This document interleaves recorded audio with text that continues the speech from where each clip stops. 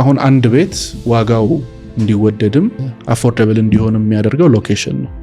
ሰዎች ቦታ ሲመርጡ ምን አይተው ነው መምረጥ ያለባቸው? ብዙ ጊዜ እንደ ሰው ይለያያል። መሀል ከተማ ከመኖር ይልቅ ከከተማ ወጥቼ መኖር ፈልጋለሁ ሊል ይችላል። ጫጫታ አልፈልግም፣ እንደዚህ አልፈልግም፣ ብዙ ነገር ዲስተርብ ያደርገኛል፣ መንገድ ይዘጋጋል፣ የተለያዩ ምክንያቶችን ያቀርባል።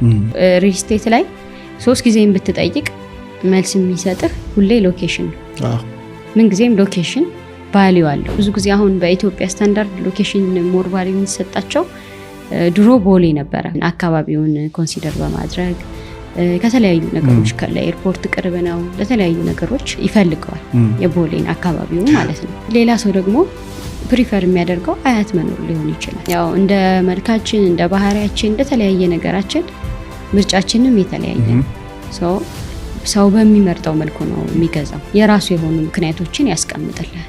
በእነሱ ነው እንትን የሚለው።